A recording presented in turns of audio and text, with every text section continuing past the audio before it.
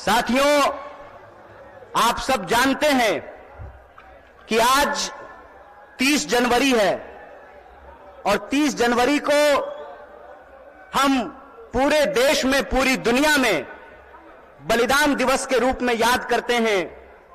हमारे राष्ट्रपिता, हमारे बापू महात्मा गांधी को याद करते हैं और यह संकल्प लेते हैं कि मरते दम तक उनके आदर्शों पर चलेंगे।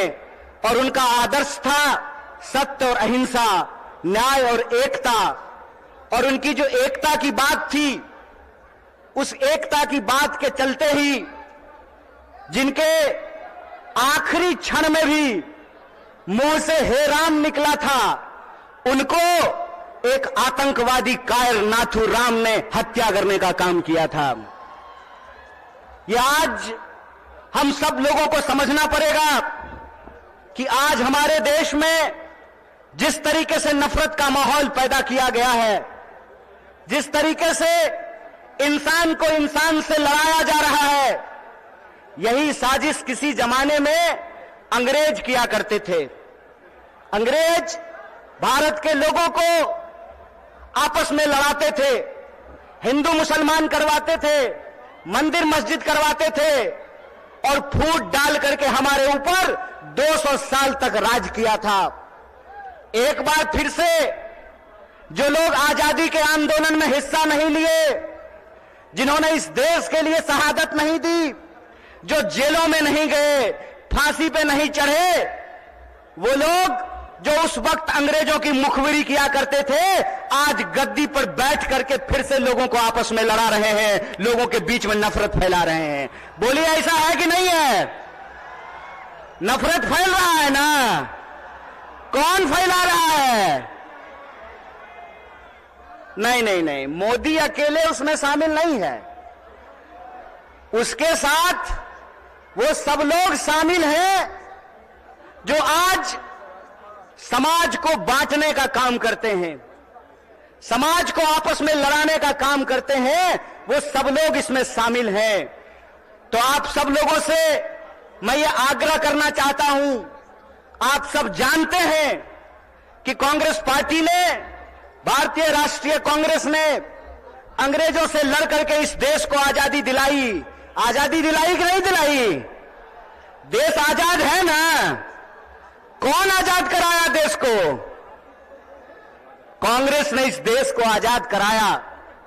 और आज एक बार फिर से जब देश में नफरत फैल रही है, उस नफरत के खिलाफ हमारे नेता श्री राहुल गांधी ने कन्याकुमारी से लेकर के कश्मीर तक पैदल चले वो, और उन्होंने कहा कि डरने की जरूरत नहीं है, डरो मत।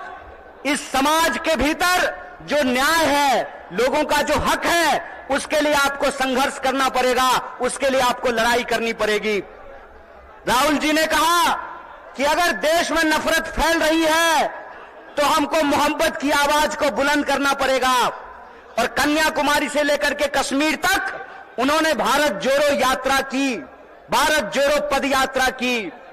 जब भारत जोड़ो पद यात्रा हो गई, तब यह प्रश्न हमारे सामने था कि कौन सी ऐसी चीजें हैं जिससे यह देश ताकतवर बनेगा, इस देश को शक्ति मिलेगी। और यह जो आजकल रोजगार विहीन समझते हैं ना? रोजगार विहीन का मतलब यह है कि गृह मंत्री का बेटा बीसीसीआई का सेक्रेटरी बन जाएगा और आपके बाल बच्चा को कुछ नहीं मिलेगा। समझते हैं ना रोजगार विहीन विकास का मतलब? यह जो रोजगार विहीन विकास है, इस रोजगार विहीन विकास में इस देश के जो आम आवाम हैं, उनके बच्चों का, उनके जीवन यापन का मुद्दा कैसे हल होगा। इसीलिए यह बात कांग्रेस पार्टी ने उठाई कि समाज के हर तबके को भागीदारी देना पड़ेगा। और भागीदारी देने के लिए यह जरूरी है कि हमको देखना पड़ेगा कि समाज की रीढ़ किनको माना जाता है, देश का रीढ़ किसको माना जाता है। आप सब जानते हैं कि भारत दुनिया का सबसे युवा राष्ट्र है। भारत सबसे युवा राष्ट्र है लेकिन इस देश के युवाओं के साथ अभी यह हो रहा है कि आप पढ़ाई करते हैं, दिन रात तैयारी करते हैं, लेकिन जब नौकरी की बारी आती है तो नौकरी नहीं मिलता है। जब एग्जाम होता है तो प्रश्न पत्र लीक हो जाता है और पैसा लेकर के, घूस लेकर के सीट बेच दिया जाता है। बोलिए, युवाओं के साथ बेईमानी हो रही है कि नहीं हो रही है? चूंकि हमारे माँ बाप किसान हैं, चूंकि हमारे माँ बाप शिक्षक हैं, हमारे माँ बाप साधारण परिवार के लोग हैं, साधारण इनकम के लोग हैं, तो हमारे भविष्य के बारे में कोई नहीं सोचता है। बताइए, नेता का बेटा नेता बनेगा, मंत्री का बेटा मंत्री बनेगा, डीएम साहब का बेटा डीएम बनेगा, डॉक्टर साहब का बेटा डॉक्टर बनेगा, लेकिन किसान का बच्चा किसान नहीं बनना चाहता है। बोलिए, किसान का बच्चा किसान बनना चाहता है? क्यों नहीं बनना चाहता है? इसलिए नहीं बनना चाहता है कि इस देश की हकीकत यह है कि हर घंटे 2 किसान आत्महत्या करते हैं, हर घंटे एक नौजवान आत्महत्या करता है, हर मिनट किसी महिला के साथ कोई ना कोई अपराध होता है। आए दिन हमको यह सुनने को मिलता है कि जो शोषित पीड़ित वर्ग के लोग हैं उनके ऊपर लगातार हमले होते हैं, उनका अधिकार छीना जाता है। देश की इस परिस्थिति को देखते हुए, जब बेरोजगारी 45 साल में सबसे ज्यादा है, महंगाई आसमान छू रहा है।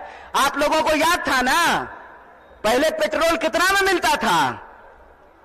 पहले पेट्रोल कितना में मिलता था? 50 रुपया में। अब कितना में मिलता है? 100 रुपया में। महंगाई बढ़ी है कि नहीं बढ़ी है? सरसों का तेल पहले कितना में मिलता था? 80 रुपए किलो। अब कैसे मिलता है? 200 रुपये किलो।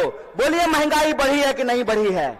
जिस तरह से महंगाई बढ़ रही है, किसानों की आत्महत्या हो रही है, जवानों की आत्महत्या हो रही है, महिलाओं के ऊपर अत्याचार हो रहा है, बेकारी 45 साल में सबसे ज्यादा है, तब इस देश के नौजवानों को, बिहार के नौजवानों को यह सोचना पड़ेगा कि उनका भविष्य क्या है।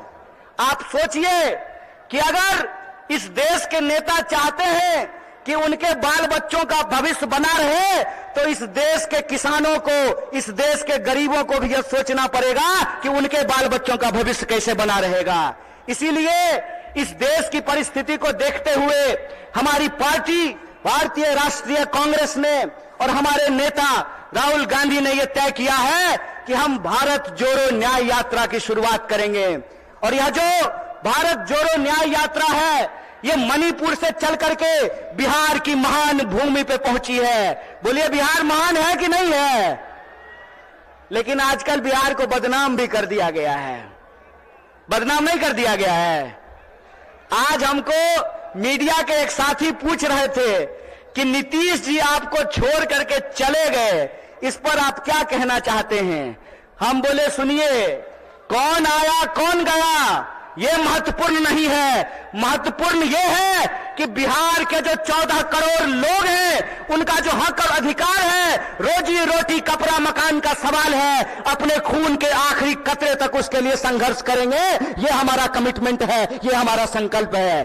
किसी के आने जाने की बात नहीं है, बात है लोगों के हक और अधिकार की, बात है लोगों के लिए न्याय की। और हमारा यह मानना है, हमारी पार्टी की यह मानना है कि अगर हम इस देश को शक्ति देना चाहते हैं, अगर हम बिहार को शक्ति देना चाहते हैं, तो हमको 5 प्रकार के न्याय की स्थापना करनी पड़ेगी। कितने प्रकार की?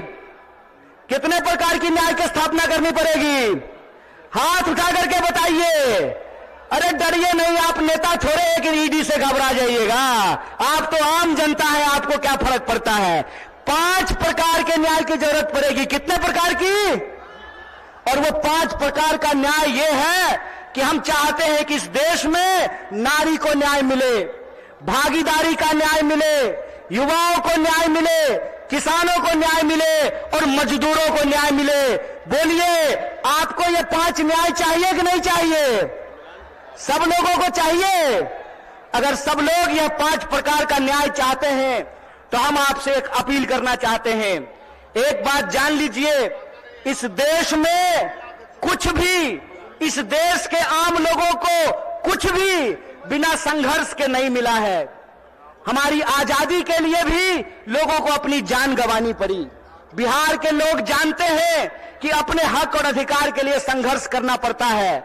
और एक बात आप लोगों ने सुना होगा, बिन हवा न पत्ता हिलता है, बिन लड़े न कुछ भी मिलता है। इसीलिए अपने हक और अधिकार के लिए हमको लड़ना पड़ेगा और हमारे देश के आम आवाम को, बिहार के आम लोगों को यह सोचना पड़ेगा कि हमारा भविष्य क्या है। हम समझते हैं कि जिस तरीके से मौजूदा सरकार हमारे देश के नौजवानों के साथ, बिहार के नौजवानों के साथ खिलवाड़ कर रही है, उसके खिलाफ हमको संघर्ष करना पड़ेगा।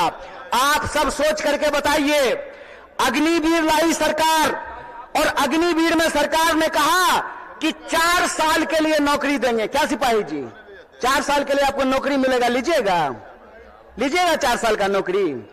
और यहां मंच पे बहुत सारे एमएलए साहब बैठे हुए हैं, बहुत सारे एमपी साहब बैठे हुए हैं।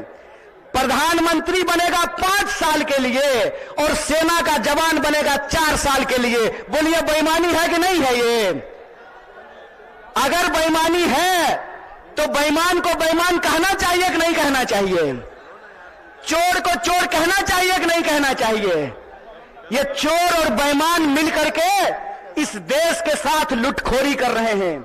इसीलिए हम आप तमाम नौजवानों से यह अपील करना चाहते हैं कि एक तो हमको नौकरी नहीं देते हैं, दूसरा हमको शिक्षा नहीं देते हैं, तीसरा किसानों को उनके फसल का दाम नहीं देते हैं, चौथा मजदूरों को न्यूनतम मजदूरी नहीं देते हैं, और पांचवा इस देश की जो आधी आबादी है उसको समान जीने का अधिकार नहीं देते हैं।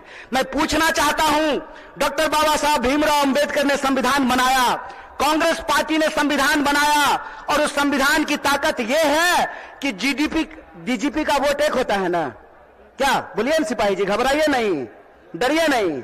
डीजीपी का वोट एक होता है ना, और आपका भी वोट एक होता है, मुख्यमंत्री का भी वोट एक होता है, और रिक्शा चलाने वाले का भी वोट एक होता है, जूता सिलने वाले का भी वोट एक होता है। यह जो वोट का अधिकार है, इस वोट के अधिकार का हमको इस्तेमाल करना पड़ेगा। अगर वो हमारे वोट का इस्तेमाल कर रहे हैं अपने बच्चों का भविष्य बनाने के लिए, तो आपको अपने वोट का अधिकार का इस्तेमाल करना पड़ेगा अपने बच्चों का भविष्य बनाने के लिए। और आपको इस सवाल का जवाब इस देश की हुक्मरान से पूछना पड़ेगा कि आप एमपी बनिएगा 5 साल के लिए, आप मिनिस्टर बनिएगा 5 साल के लिए, आप प्रधानमंत्री बनिएगा 5 साल के लिए, और हमको सेना में देखिएगा 4 साल का नौकरी। यह नौकरी हमको बर्दाश्त नहीं है। हमको आपको परमानेंट नौकरी देना पड़ेगा, ठेके की नौकरी बंद करनी पड़ेगी। और जिसको परमानेंट नौकरी मिला हुआ है, जिसको परमानेंट नौकरी मिला हुआ है, अगर नेताओं को पेंशन मिल सकता है तो आपको शिक्षकों को भी पेंशन देना पड़ेगा, आपको सरकारी नौकरियों में भी काम करने वाले लोगों को पेंशन देना पड़ेगा। अगर इस देश के पूंजीपतियों का 12 लाख करोड़ कर्जा माफ किया जा सकता है तो आपको किसानों का कर्जा माफ करना पड़ेगा, उनके फसल का पूरा दाम देना पड़ेगा। अगर इस देश में सबको न्यूनतम मजदूरी मिल सकती है तो हम कहते हैं कि मजदूरों को भी न्यूनतम मजदूरी देना पड़ेगा। रोज बरोज नया जो है ड्रामा गढ़ करके लोगों का अधिकार ये छीन रहे हैं। आप लोग वो जादूगरी देखे हैं ना, कि जादूगर इधर से कहेगा गिली गिली पम पम छू और पॉकेट से कबूतर निकाल देगा। टीवी आजकल हमारे साथ वही कर रही है। जब भी आप टीवी खोल करके देखिएगा, आपके मुद्दे गायब कर दिए गए हैं। सुबह से लेकर के शाम तक बहस चलेगी, कौन शपथ ले रहा है, कौन शपथ नहीं ले रहा है। सुबह से लेकर के शाम तक लोगों के मुद्दों को भटका करके, और आम लोगों का जो बुनियादी सवाल है, रोजी का सवाल, रोजगार का सवाल, रोटी का सवाल, कपड़ा का सवाल, मकान का सवाल, इन सवालों को गुमराह किया जाता है। इसीलिए हम पूर्णिया के आम लोगों को और बिहार के आम लोगों को एक अपील करना चाहते हैं। हम जानते हैं कि बिना लड़ाई के कुछ नहीं मिलता है, तो हमको अपने न्याय के लिए और अपने आने वाली पीढ़ी के न्याय के लिए संघर्ष करना पड़ेगा। बोलिए, आप इसके लिए तैयार हैं? न्याय करेंगे अपने साथ, अपने आने वाली पीढ़ी के साथ। तो आखिरी बात बोल करके अपनी बात को मैं खत्म करूंगा। मैं पहली बार रंगभूमि मैदान में नहीं आया हूं। ये तीसरी बार है जो मैं रंगभूमि मैदान में आप तमाम लोगों के बीच में आया हूं। मंच अलग है, लोग अलग हैं, लेकिन मुद्दा वही है।